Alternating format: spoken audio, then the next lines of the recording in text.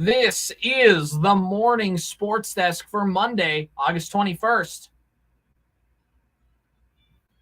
All right, well, the big news of the day, you just heard Corey mention it a few minutes ago, but high school sports is back on the docket. We are back.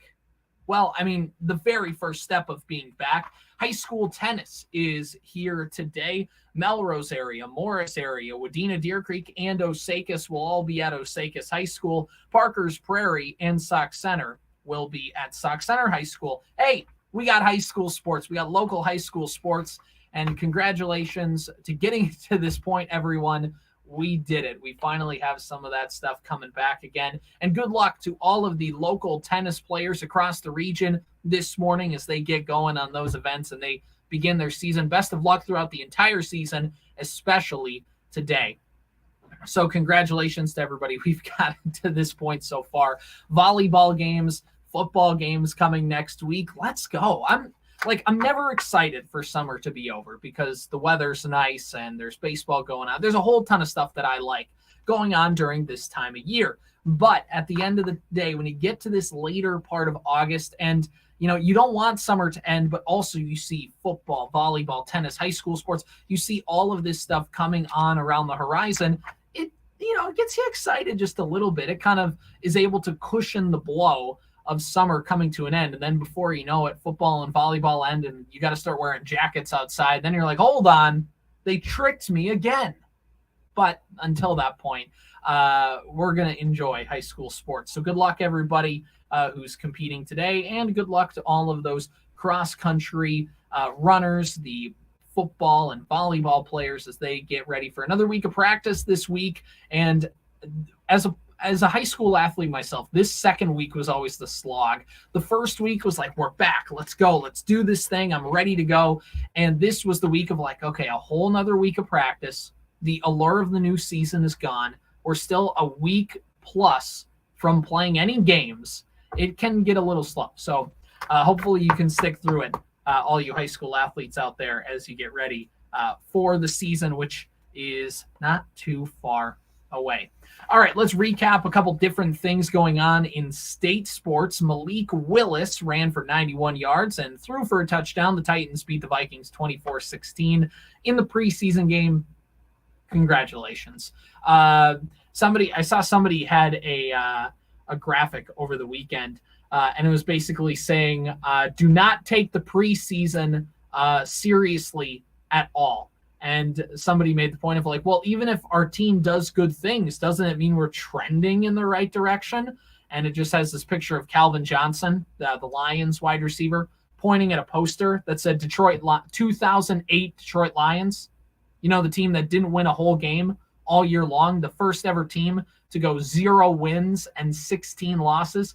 Yeah, they went 4-0 in the preseason. People thought, people thought they were going to be good that year, and they didn't win a whole game. And especially that 4-0 preseason had some people going, all right, things are turning around. But this is just your general reminder that don't hold too much stock in preseason games. But we all are fans. We all are homers. We all can abide by the rule of whenever something good happens for my team, it's trending in the right direction.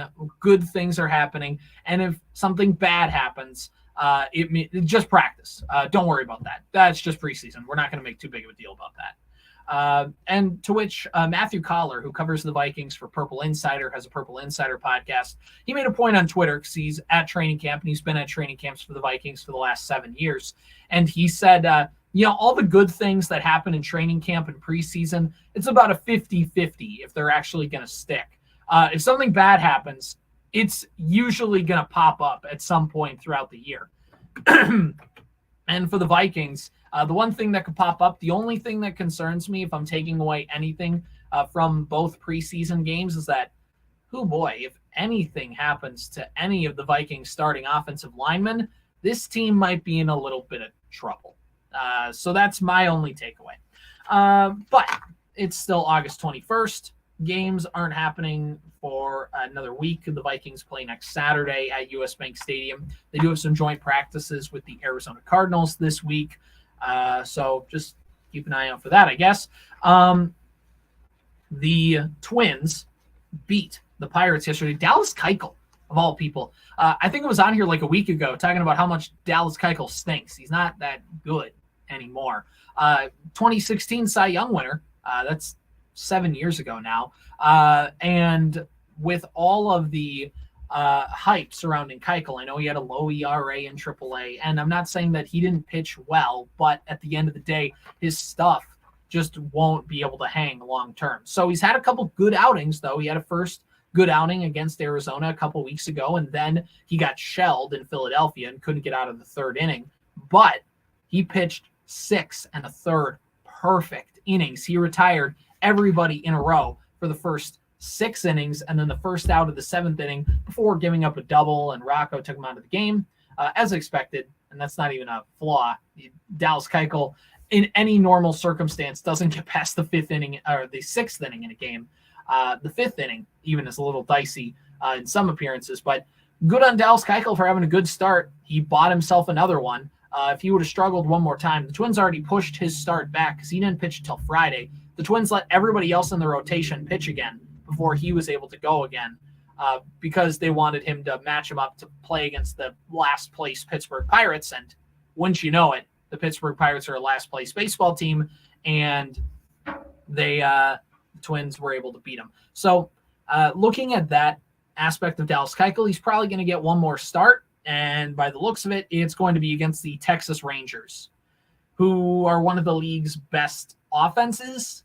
So this is going to get a little dicey, potentially, for Dallas Keuchel. The Twins are off today. They're going to play a 2-game series in Milwaukee. But my last thing about the Twins, with the off day today, there's not a whole ton to look forward to. The one thing I will say, the Minnesota Twins came into the weekend with a 4.5-game lead in the American League Central. They won 2 out of 3 against Pittsburgh. And then Cleveland had a 4-game series in 3 days against Detroit. Cleveland split a doubleheader with the Tigers on Friday.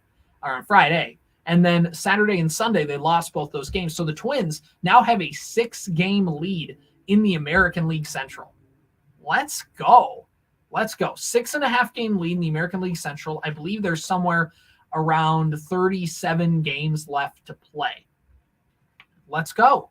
Let's do this thing. The Twins have finally, they should have did it way back in May, but the Twins finally have an opportunity, and it's more so to the Guardians' detriment, and Cleveland's just falling apart.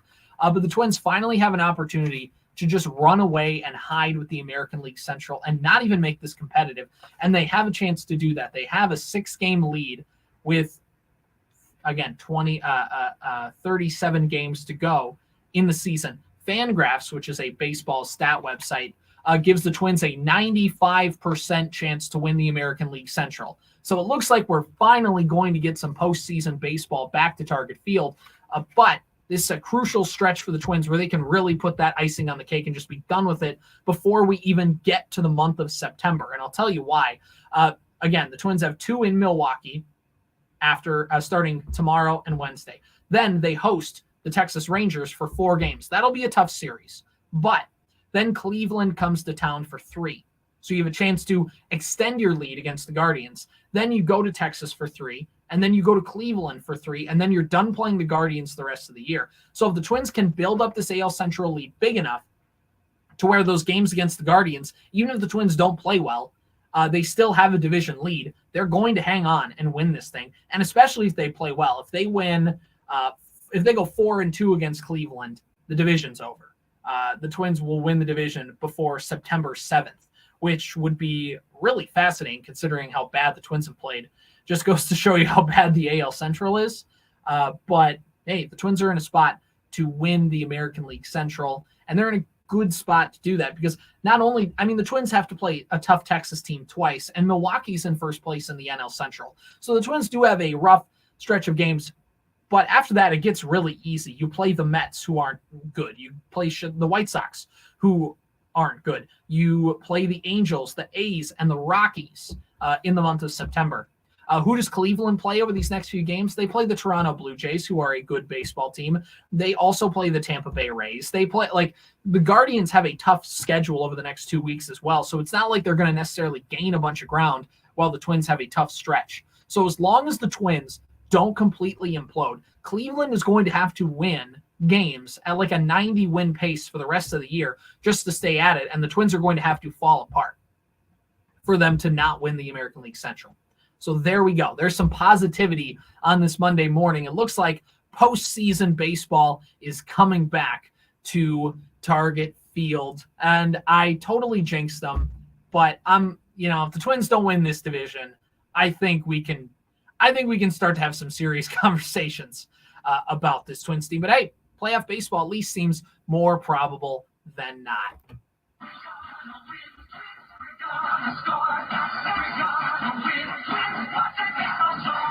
Okay, one last thing that I want to pay attention to. Anthony Edwards had a 30-point game, and I'm going to double check on that stat because I believe it was 30. Oh, no, I'm sorry. 34 points in the Team USA's game in Abu Dhabi against Germany. Anthony Edwards leading Team USA, 34 points in the game. Edwards has shot 51% from the field in the team's 5 exhibition games.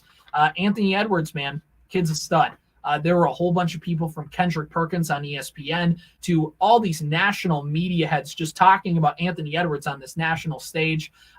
Steve Kerr, the Golden State Warriors head coach, who is also the head coach of Team USA right now, he said it's Anthony Edwards' team. And he's showing the league and the world what all these Timberwolves fans knew, and that is Anthony Edwards, man, when he is on, he's charismatic, he's fun to watch, he's talented. He closed out the game for Team USA. I mean, he was the only one making shots down the stretch. He was making defensive plays. Anthony Edwards, fun to watch. Wolves back. We the ones, Jack.